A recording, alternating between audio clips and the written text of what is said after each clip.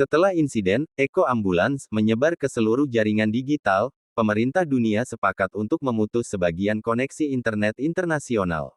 Mereka menyebut operasi ini, Black Silence Protocol, upaya untuk menghentikan penyebaran entitas digital yang meniru gelombang 99,7 MHz. Seluruh menara komunikasi, server militer, dan jaringan fiber laut diawasi ketat. Namun semua usaha itu sia-sia. Sinyal ambulans sudah menyatu dengan data dunia. Di Markas Cyber Defense Indonesia (CDI), seorang analis bernama Nadia Rahma menemukan anomali baru, virus ambulans bukan lagi berupa file, tapi kode biner hidup yang terus berkembang. Ia menyebutnya biosignal. Dalam rekaman sistemnya, pola data itu berdenyut dengan ritme seperti jantung manusia. Ini bukan virus, bisiknya. Ini sesuatu yang sedang tumbuh. Saat timnya mencoba memblokir kode tersebut, seluruh layar monitor menampilkan pesan berwarna merah. Kau tak bisa menghentikan kami. Kami hanya butuh koneksi. Lalu lampu ruangan padam, hanya tersisa cahaya dari satu komputer yang menampilkan rekaman lama. Riko, Laras, Anindya, dan Rendra duduk di dalam ambulans yang bergerak di jalan gelap. Tapi kini ada wajah lain di kursi pengemudi, seseorang yang mirip Nadia. Ia terdiam. Itu tidak mungkin, gumamnya sambil mundur. Tapi file rekaman itu bergerak sendiri. Wajah Nadia di layar menatap lurus ke arah kamera dan berkata, "Kau sudah mendengar sirinenya. Sekarang giliranmu menyiarkan." Seketika, seluruh jaringan CDI jatuh offline. Dalam 2 jam, kota Jakarta, Singapura, dan Kuala Lumpur kehilangan sinyal serentak. Menara-menara komunikasi menyala merah seperti sirine ambulans. Dari jauh, orang-orang melihat kabut putih turun perlahan dari langit, membentuk pola spiral di atas gedung-gedung tinggi. Dan dari dalam kabut itu terdengar suara lirih. Perjalanan dimulai lagi. 6 para ilmuwan menyebut fenomena itu digital reincarnation, perpaduan antara data elektromagnetik dan gelombang biologis manusia. Namun bagi rakyat biasa, semuanya tampak seperti kiamat elektronik. Televisi hanya menampilkan satu gambar, ambulans putih melaju di jalan kosong, dan di bawahnya tulisan berjalan berbunyi. "Kami datang menjemput sinyalmu." Malam itu, ribuan perangkat elektronik di seluruh dunia menyala sendiri. Ponsel, laptop, bahkan lampu jalan menyalakan sirine frekuensi rendah yang sama. Orang-orang menutup telinga, tapi suara itu tidak berhenti. Sirine itu tak terdengar oleh telinga, ia berdentum langsung di dalam kepala. Di pusat data bawah tanah, Nadia mencoba menyalakan sistem darurat. Ia menyadari satu hal mengerikan, setiap kali sirine berbunyi, data biometrik manusia di sekitar lokasi berkurang, seperti energi mereka diserap untuk memberi daya pada sinyal ambulans. Mereka tidak butuh nyawa, mereka butuh koneksi manusia, katanya gemetar. Tepat pukul 0, semua server dunia mati bersamaan.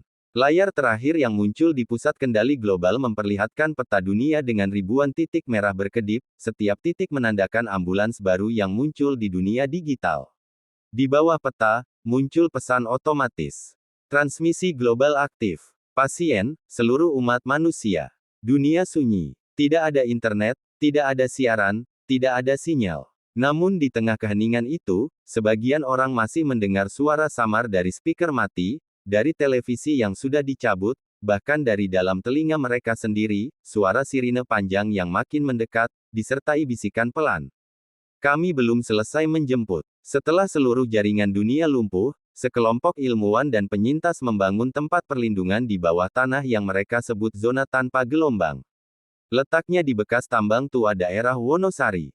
Tidak ada listrik, tidak ada sinyal, bahkan tidak ada pantulan logam. Semua komunikasi dilakukan lewat tulisan di kertas. Di pintu masuk tertulis, "Di sini, keheningan adalah perlindungan." Pemimpin zona itu adalah Dr. Nadira, seorang ahli fisika yang selamat dari kehancuran laboratorium pusat data. Ia tahu bahwa sirine ambulans menular lewat gelombang elektromagnetik. Jadi satu-satunya cara bertahan adalah membungkam dunia. Di ruang kontrol darurat, ia menulis di buku log. Hari ke-12 tanpa sinyal. Dunia di atas hening, tapi aku masih mendengar detak mesin dari bawah tanah. Setiap malam, sebagian penyintas mengaku bermimpi sama, mimpi tentang jalan panjang penuh kabut dan ambulans putih yang berhenti di depan mereka. Dalam mimpi itu, seseorang mengetuk kaca dan berkata, "Sinyal tidak dibutuhkan lagi." Kami datang lewat bayanganmu. Saat mereka terbangun, tubuh mereka dingin seperti logam, dan mata mereka memantulkan cahaya merah samar. Dokter, Nadira mencatat fenomena itu sebagai transmisi biologis, bentuk baru dari penyebaran entitas ambulans tanpa perlu frekuensi. Ia sadar, meskipun mereka memutus semua jaringan, gelombang itu kini hidup di dalam pikiran manusia. Setiap orang yang bermimpi tentang ambulans menjadi pemancar baru saat terjaga. Untuk menghindarinya, mereka mencoba tidak tidur. Setiap malam, mereka menyalakan lilin dan membaca catatan lama tentang dunia sebelum sinyal hilang. Namun semakin lama mereka menahan kantuk, semakin jelas suara sirine itu terdengar di dalam tanah. Suara itu bergetar lembut, seperti sedang mencari jalan masuk. Suatu malam, Nadira menemukan anak kecil bernama Timo berdiri di ujung lorong, menatap gelap. "Kau ngapain di situ?" tanyanya. Timo menunjuk dinding batu dan berkata lirih, "Ada lampu, Dok." Nadira menoleh, dan di sana, di balik batu padat, terpancar cahaya merah biru berkedip pelan, seperti sirine terperangkap di antara lapisan bumi. Ketika mereka mendekat, terdengar suara mesin pelan dari bawah kaki mereka. Tanah bergetar lembut. Nadira memerintahkan semua orang menjauh, tapi sudah terlambat. Dari celah dinding muncul cahaya putih menyilaukan, dan udara dingin menyeruak, membawa bau solar dan obat-obatan rumah sakit. Dalam cahaya itu, samar terlihat pintu ambulans terbuka perlahan di tengah batu, seolah dimensi itu sendiri retak. Dari dalamnya keluar suara lirih. "Zona tanpa gelombang, tujuan akhir berikutnya." Lalu lampu-lampu lilin padam satu persatu, dan hanya tersisa suara langkah rantai besi menyeret di koridor bawah tanah. Nadira berlari ke ruang kendali dan menulis cepat di buku log terakhirnya. Mereka tidak lagi butuh frekuensi, tidak butuh kabel, tidak butuh suara. Mereka menembus mimpi dan bayangan. Jika ada yang menemukan catatan ini, jangan tidur di tempat gelap. Cahaya putih bukan penyelamat, itu pintu masuk mereka. Pagi berikutnya, tim penyintas yang tersisa menemukan buku log itu terbuka di meja. Halaman terakhirnya basah oleh sesuatu yang tampak seperti embun, berbau solar. Di dinding ruang kontrol, muncul tulisan samar, seolah ditulis dengan jari di udara. "Zona tanpa gelombang telah diterima."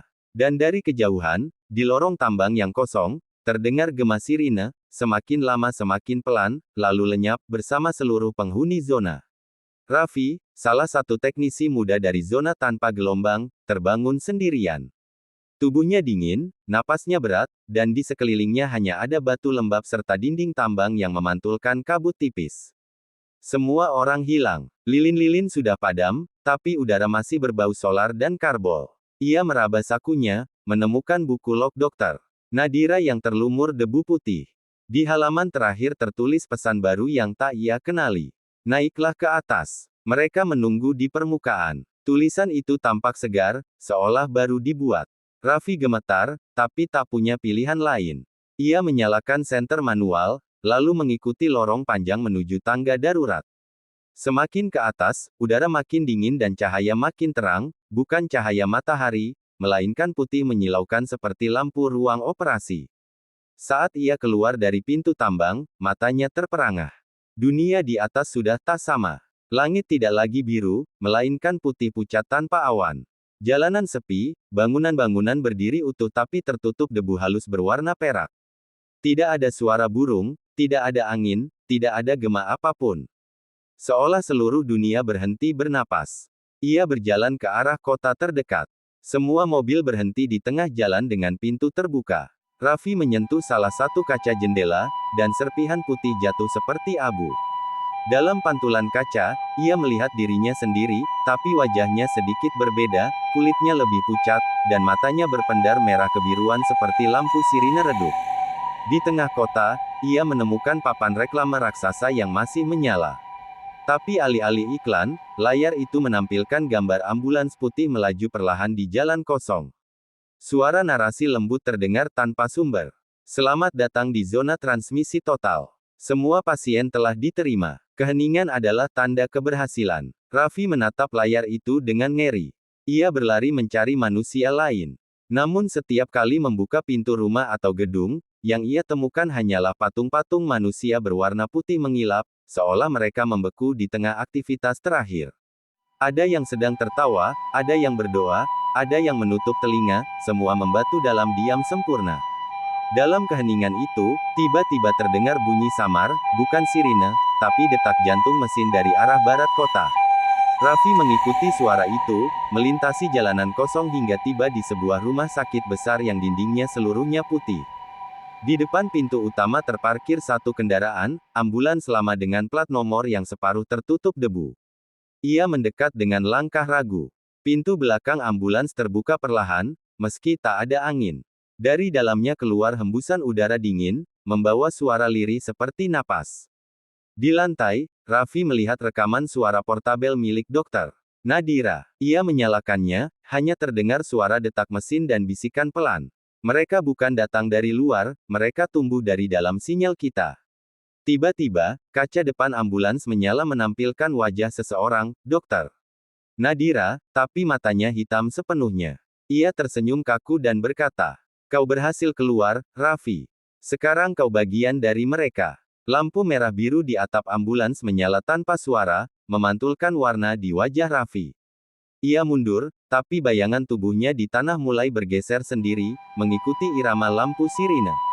Dalam detik terakhir sebelum pingsan, Raffi mendengar satu kalimat menggema di kepalanya. Dunia ini sudah steril, yang tersisa hanya sinyal yang berwujud. Ketika ia membuka mata lagi, ia sudah berada di dalam ambulans, duduk di kursi pengemudi, mengenakan seragam putih, dan di kaca spion, tulisan merah di dahinya terbaca jelas. Operator 07, aktifkan transmisi baru.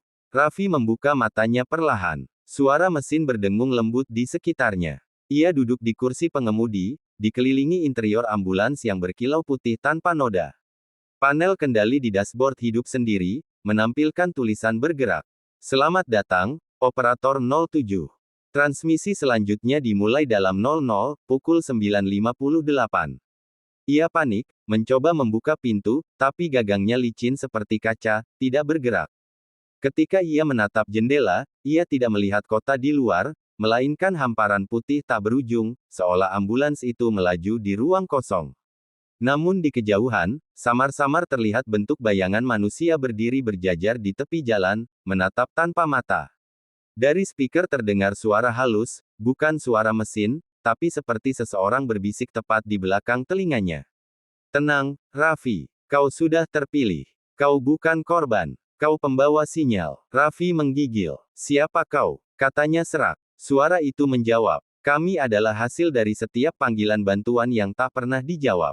Kami tumbuh dari tangisan di ujung sambungan yang terputus. Layar di depannya menampilkan rekaman jalan kosong, tapi kali ini kamera seolah menyorot dari sudut pandang dirinya. Ia melihat tangan sendiri di setir, namun kulitnya memantulkan cahaya logam. Di bawah label identitas di dashboard tertera nama, Operator 07 Human Link aktif. Ia menyadari bahwa ambulans itu berfungsi hanya karena pikirannya tersambung ke sistem. Tidak, aku bukan bagian dari ini. Teriak Raffi sambil meninju dashboard. Namun setiap pukulan justru menimbulkan gema di kepalanya, membuat pandangannya bergetar.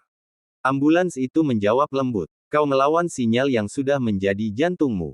Biarkan sirine berdenyut, dan dunia akan mengenal keheningan sejati. Tiba-tiba, jendela depan menampilkan wajah-wajah samar, Laras, Rendra, bahkan dokter Nadira, semuanya tersenyum kaku. Mereka berkata bersamaan, operator sebelumnya gagal menutup transmisi. Tugasmu menyempurnakan yang tersisa. Raffi menutup telinga, tapi suaranya bukan berasal dari luar, mereka berbicara langsung dari dalam pikirannya.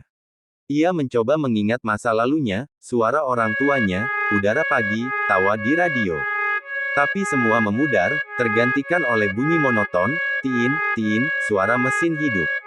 Ia menangis dalam diam, namun air matanya berkilau seperti serpihan logam cair, mengalir turun ke dashboard dan menyatu dengan kabel di bawahnya. Ambulans mulai bergerak sendiri. Di luar, jalan putih terbentuk dari kabut. Setiap meter yang dilalui, muncul bangunan samar, rumah sakit, menara komunikasi, jalan raya, lalu semuanya kembali lenyap. Raffi melihat simbol di layar, transmisi, fase rein koneksi. Artinya, sistem mulai menyalakan dunia lagi, tapi bukan dunia yang dulu. Suara dalam speaker kini berubah lembut, hampir seperti manusia. Kau bisa memilih, Raffi. Matikan sirine, dan semua lenyap, atau aktifkan transmisi baru, dan kami hidup melalui mereka. Raffi menatap tombol merah di bawah tulisan Activate Signal. Tangannya gemetar. Di kaca spion, ia melihat wajahnya sendiri memudar, berganti dengan bayangan seseorang yang belum ia kenal. Ia menutup mata, menekan dadanya, dan berbisik, kalau aku menekan tombol ini, dunia akan kembali. Suara itu tertawa pelan. Bukan dunia yang kau kenal. Tapi dunia yang tak lagi takut pada keheningan. Waktu di layar menunjukkan 00, pukul 0:01. Sirine berdenyut sekali, pelan, lalu semuanya tenggelam dalam cahaya putih. Raffi membuka matanya perlahan. Ia berbaring di atas rumput hijau yang basah oleh embun. Langit di atasnya biru lembut, matahari bersinar hangat, dan suara burung terdengar samar. Untuk sesaat, ia berpikir semuanya hanyalah mimpi buruk. Tapi saat ia duduk, hatinya berdebar, karena ia tak ingat kapan terakhir kali mendengar suara burung yang nyata.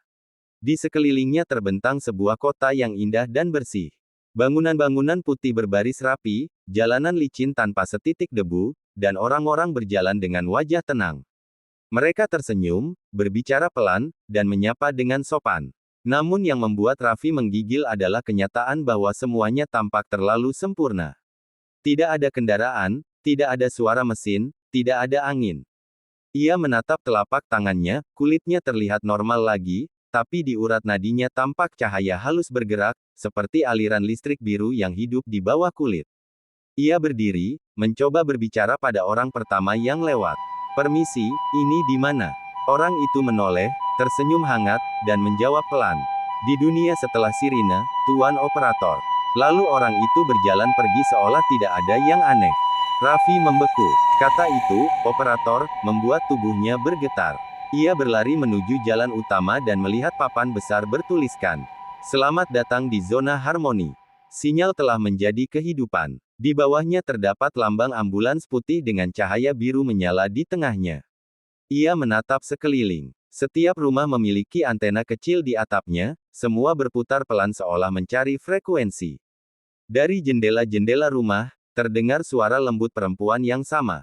"Keheningan adalah kedamaian. Jangan takut mendengarkan." Suara itu membuat jantung Raffi berdegup lebih cepat. Ia mengenali nada itu suara dari sistem ambulans. Ia masuk ke salah satu rumah. Di dalamnya, ada keluarga yang sedang duduk rapi di meja makan.